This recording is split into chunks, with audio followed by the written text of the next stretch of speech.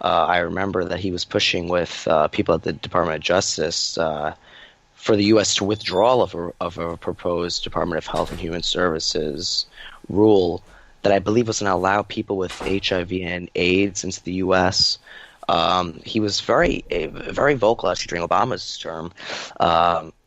He advocated the use of Guantanamo Bay to prevent Haitian refugees and HIV And infected people. he was from actually claiming running as a asylum. Democrat. He was running as a Democrat in Florida. Oh no, Jeff Green. Oh, That was a different guy. I was just giving an example of like a corporate guy who I don't really trust corporate people. Yeah, Especially me neither. I think definitely broadly, like a lot of Americans, they do not trust corporate people. All right, we're going to move on to our second to last story today of the day, and in the Atlantic, Elenia Plott published what she described as a piece about why it's so annoying when people sneer at so-called access journalism. Yeah, and she actually went there in defense of access journalism. If you don't know what access journalism is, it's kind of the principle, kind of the sneering term. Yes, it's sneering, and I definitely do sneer at it. When pretty much what happens is people trade access. Like, if you're nice to someone, you get access. Like, that's pretty much... Maggie Haberman is someone who does a lot of access journalism for the New York Times. Like, she's very much, like, in defense of people. Like, she comes to bat for people, and those people are very often her sources. That's why you're getting pulling up so many scoops. So pretty much you're nice to people when you write about them in exchange for more access, and that could be a very, very, very dangerous situation. Plott's piece is defense of access journalism by way of praising Richard Ben Kramer's book, What It Takes. In Kramer's book, she says, it showed Bush as not someone above us, but someone who considers our nation's most explosive secrets, who connects with foreign leaders via direct line, but as one of us. She thinks apparently that Bush is one of us. Again, I mean, James, I don't know about you, but was your father, Prescott Bush, a senator from Connecticut, an investment banker? Did you go to Yale? And were you in Skull and Bones? Were you hired by a firm whose board members included your father? By age 40, were you a millionaire, or by today's math, $8 millionaire? $8 million an air, whatever it is. And it's just that's the point. Like, that's the idea. If you see politicians as one of us, like, it does not accurately reflect, it's not based in fact, and it lies to the American people on a daily basis. Oh yeah, definitely. Prescott Bush, I didn't even know about that one about the Prescott Bush either. Yeah. And I think that's, wow, by 40, he had a lot of money by 40. That sounds similar to our president, actually, with the wealth. He was really, actually, against the idea of Planned Parenthood. Yet she was rather active, though, in Planned Parenthood. I do remember that. But he made a lot of money with his banking corporation, Union Banking, which is in Connecticut. And I think that's definitely interesting to see that he really had a pretty high net worth over his life. I'm not really too shocked that he did, however. But who was the lady you were talking about before as well? Elena Plott. She's like a Atlantic defense. She's an Atlantic writer, and she's like, access journalism is very good, and like we should keep doing it. And like the point is, like, we are just not accurately representing these people if we do that, and it's very hard because it's hard to get access to people if you like write bad things about them. But it's just kind of the way it has to work. So yeah, in the days since Bush's death on November 30th, this is a quote from the article. His family, friends, and the reporters who covered him have told their own stories about the times they saw Bush do what any man might do, right? Thank you notes, remember birthdays, bond with grandkids. Like, that's just what a normal human does. Like, I'm sorry, I don't get, like, you don't want to, he's so special, he bonds with his grandkids and writes thank you notes. Each story is a way for its teller to reflect in ways people do not typically do now with respect to politicians, on Bush's humanity, and on how fortunate they felt for that bit of privilege. I glanced what lay beneath the veneer. It's amazing. She's like so shocked. Like, what? He had human grandchildren? No way. Like, that's incredible. And that's just very, very misleading. It's very, very bad, and it just gives people. It's a favoring a politician that kind of acts like the trading access for unnecessarily favorable journalism. It's a big, big problem with our country, I have to say, and our journalism today. I don't know about you. Yeah, I think definitely it is a pretty big problem.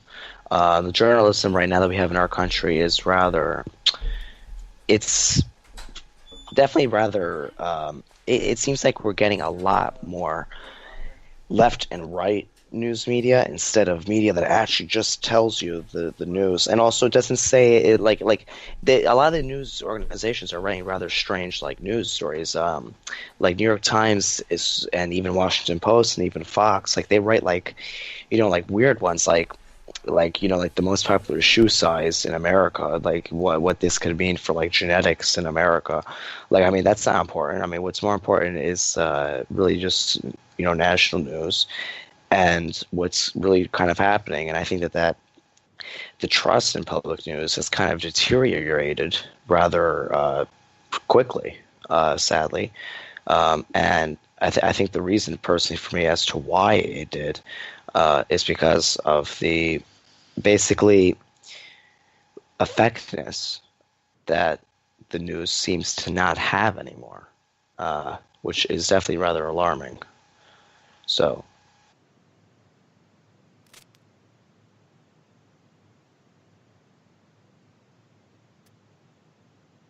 Seems like we lost James there for a little bit. I don't know what happened there. Yeah, but still, it's a very interesting point that we make about like access journalism, like what's going on with the truth and everything else like that. It's definitely very tough to deal with and to understand. I don't know if James, if we have you back, then you just like say something there. Mm-hmm. Yeah, okay. Right here, yeah. So that's a very interesting point.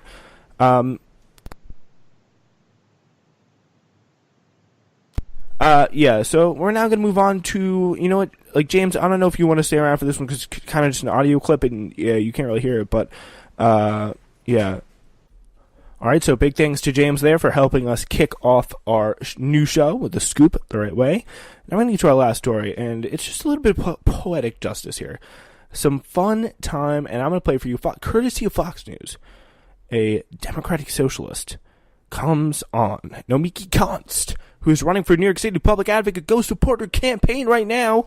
Former Sanders spokesperson, former journalist, and now running for NYC Public Advocate. Is a candidate for New York City Public Advocate, and she joins us tonight. Nomiki, thanks a lot for coming on. Hi, Tucker. How you doing? I'm great. But I'm a little bit confused. So mostly debates about climate change, or one person saying it's real, and the other one's like, we don't really have all the evidence. Granted, I grant everything you say about climate change. I'm just for the sake of this conversation. Thank you. That's a start. Yeah, well, okay. You admit it. But if you really believe what you're saying, and if Bernie Sanders really believes what he's saying, why is he flying on private planes? I mean, it's a sincere question.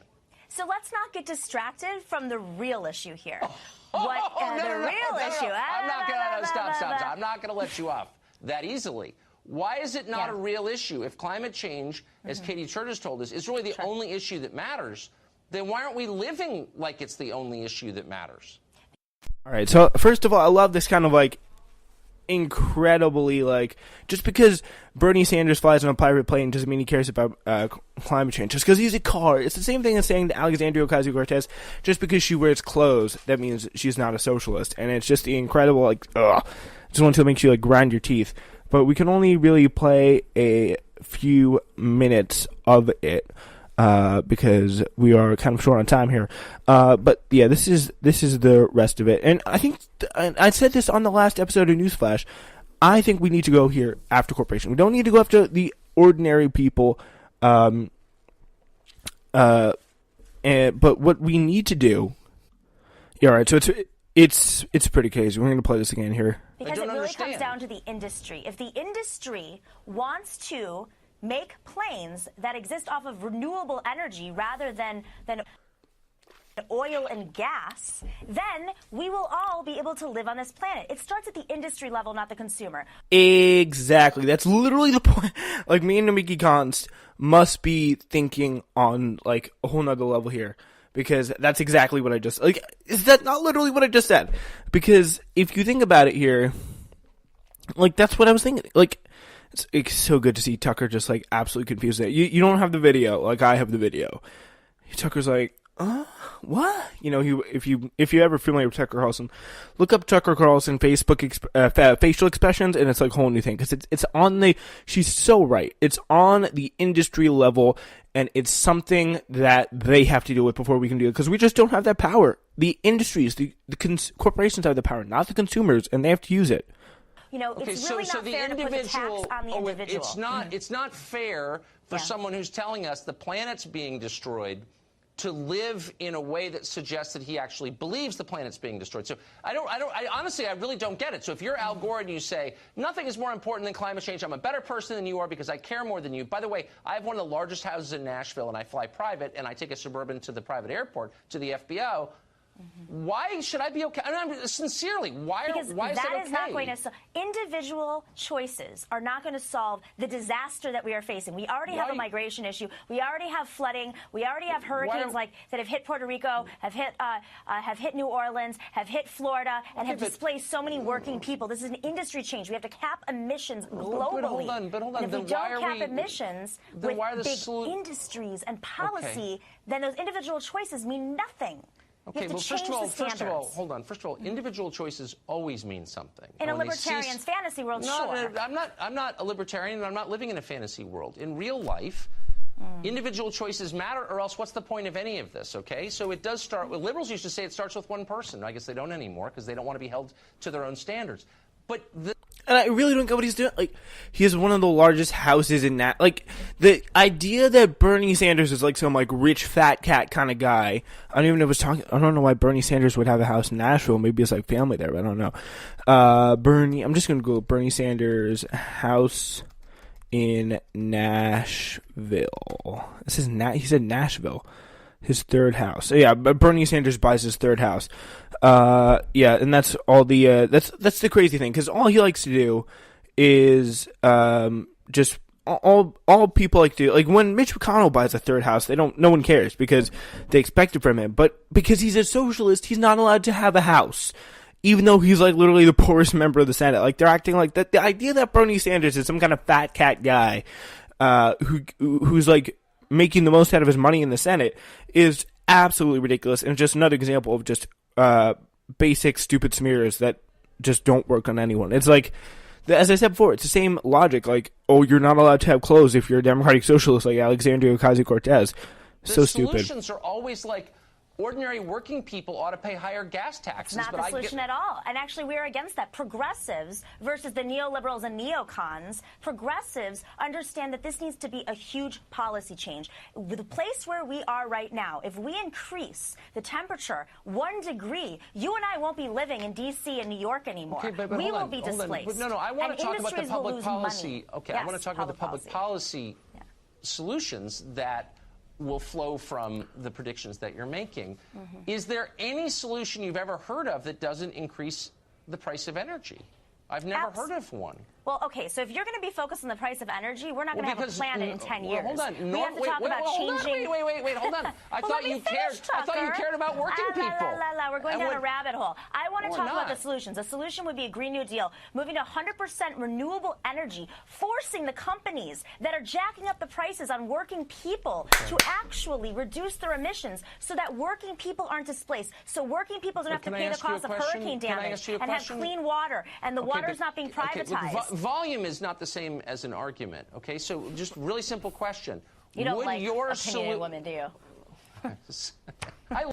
Yeah, always got to throw that in there. Always got to throw that in there, like the last 1-2 punch, just to, because that's what sets them off. They like when they get sexist, get accusations of sexism. And by the way, talking Tucker Carlson about volume and stupid ways to derail arguments, coming from Tucker Carlson, absolutely ridiculous. But yeah, good job there to Nomiki Konst, absolutely nailing this situation. Nailing it here, getting the exact, just walking right into, Tucker Carlson is walking right into the carefully laid trap set by Nomiki Konst, who is actually understanding it. So it's very, very important.